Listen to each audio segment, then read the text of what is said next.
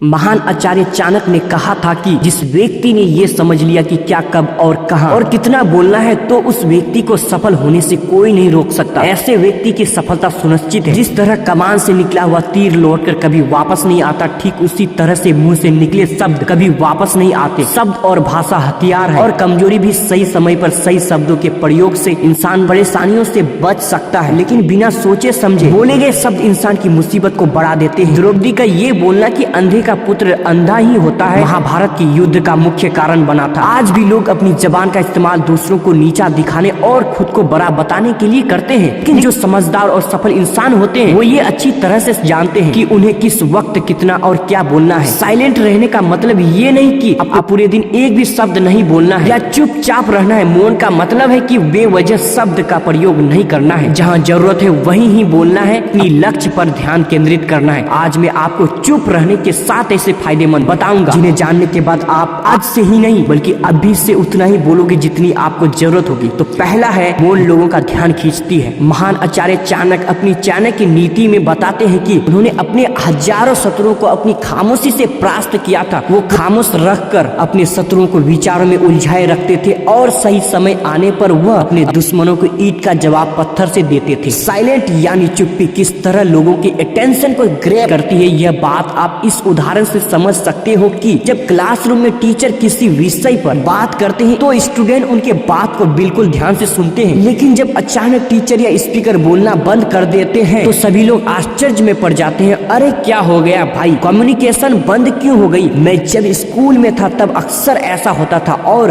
आपके साथ भी ऐसा हुआ होगा। ठीक यही फॉर्मूला हमारे दैनिक जीवन में भी लागू होता है। जब आप अपने काम से काम रखते हो तो दूसरों के मामले में दखल नहीं देते हो, जरूरत हो तभी बोलते हो, तो लोगों का ध्यान आपके ऊपर जाता है। और अगर आप कम बोलते हो, जरूरत हो तभी बोलते हो, तो लोग आपकी बातों को ज्यादा महत्व देंगे। लोग आपकी बात को उन लोगों की तुलना में ज्यादा प्रेफरेंस देंगे, ज्यादा याद रखेंगे जो लोग बिना जरूरत के बक करते रहते हैं। तो दूसरा है, मौन बातचीत में मदद करता है। शांत रहना मूल भाव यानी नेगोटिएट करते वक्त आपकी बहुत ज्यादा हेल्प कर सकता है। बातचीत के दौरान जब आप अचानक चुप हो जाते हो और सामने वाले इंसान को जवाब नहीं देते हो तो ये खामोशी उस दूसरे इंसान को ये सोचने पर मजबूर कर देती है कि आखिर आप क्या सोच रहे हैं, तो फिर इसी चीज का आपको फायदा उठाना है। सामने वाले को ये सोचने दे कि आप क्या सोच रहे हैं। मान लो आप कोई डील फाइनल कर रहे हो, ये सामने वाले पार्टी को जल्दी से यस या फिर नो कहकर जवाब मत दो। कुछ सेकंड का पोज लो। आपकी ये चुप्पी सामने वाले इंसान को परेशान करेगी और वो सामने वाला इंसान बोलकर आपकी इस खामोशी को भरना चाहेगा। उनको सारी बातें बोलने दे जिससे आपको बातचीत आगे बढ़ाने में मदद मिलेगी और आपका साइड बातचीत के दौरान ज्यादा भारी रहेगा। तो तीसरा है, मौन आपको विश्वास बनाने में मदद करता है। अगर आप एक मजबूत रिलेशनशिप बिल्ड करना चाहते हो तो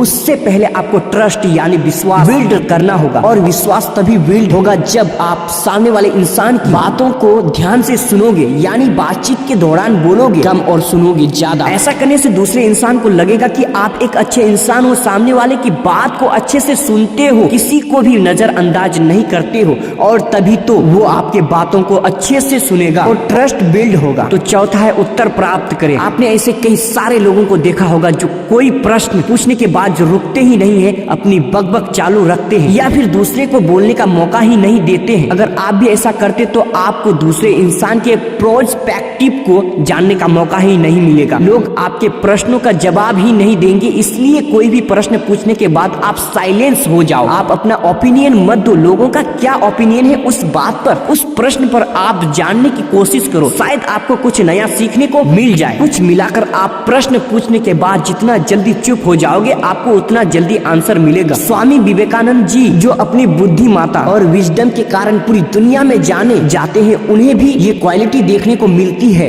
वे भी अपने गुरु रामकृष्ण जी से जब भी कोई प्रश्न पूछते थे तो अपना ओपिनियन तो बाद में देते थे, लेकिन पहले प्रश्न पूछने के तुरंत बाद चुप हो जाते थे ताकि उनके गुरुदेव की क्या राय है उस प्रश्न को लेकर, उस बात को लेकर ये जान सके। तो पांचवा है, नर्म शक्ति। साइलेंस एक सॉफ्ट पावर है, मतलब एक ऐसी पावर से है जिसकी मदद से आप सामने वाले से बिना लड़े हरा सकते हैं। इसका सबसे बेहतरीन उदाहरण है महात्मा गांधी जी, जो कि सत्य और अहिंसा के मार्ग पर चले थे और बिना लड़े उन्होंने अंग्रेजों को धूल चटाई थी। महात्मा गांधी जी जानते थे कि अगर हमने अंग्रेजों से लड़ाई की तो हम उनसे कभी नहीं जीत पाएंगे। उन्होंने सॉफ्ट पावर का इस्तेमाल किया और अंग्रेजों दस्तावेजों को हराया। कई बार लड़ने से और झगड़ने से प्रॉब्लम सॉल्व नहीं होती, चुप रहने से और शांत हो जाने से प्रॉब्लम सॉल्व हो जाती है। तो छठा, विचारशील मोड। द क्विट बुक के ऑथर सुसन कैन अपनी बुक में बताते हैं कि थॉटफुल साइलेंस कई सारी मुसीबतों से बचा सकती है। एक लड़का लैपटॉप खरीदने जा रहा था, तभी उसको रास्ते में वर्षों पुराना एक दोस्त मिलता है जो उसको बोलता है कि तुम जहाँ लैपटॉप खरीदने जा रहे हो उसी के पास में एक घर है, वहाँ ये सामान डिलीवर कर देना। वह अपने दोस्त को ना नहीं बोलता है और उसका सामान ले लेता है, लेकिन जहाँ सामान डिलीवर करना था वो घर उस दुकान से काफी दूर था। उसका बहुत सारा समय बर्बाद हुआ उस टाइम को डिलीवर करने में। बाद में जब वो दुकान पर पहुंचा तो वह दुकान बंद हो चुकी थी। उसे अपने दोस्त के ऊपर बहुत ज्यादा गुस्सा आया। इसीलिए हमें हमेशा हाँ नहीं कहना चाहिए, ना कहने और साइलेंस के पावर को समझना चाहिए। तो दोस्तों, इन सब बातों से आप ये समझ चुके होंगे कि साइलेंस में बहुत ज्यादा पावर है। साइलेंस के पावर को कम नहीं समझना चाहिए। साइलेंस आपको बहुत सारी मुसीबतों से बचा सकती है, और अगर आप भी इन बताई गई बातों को उतारते हो, जहाँ जरूरत हो वहीं बोलते हो, तो डेफिनेटली आपको बहुत ज्यादा फायदा होगा। तो आज की वीडियो में इतना ही, तब तक के लिए दूसरा वीडियो में मिलते हैं। तो आज की वीडियो में क्या क्या सीख मिला हमें कमेंट में जरूर बताइएगा, और चैनल को सब्सक्राइब करके बेल आइकन को भी दबाएं।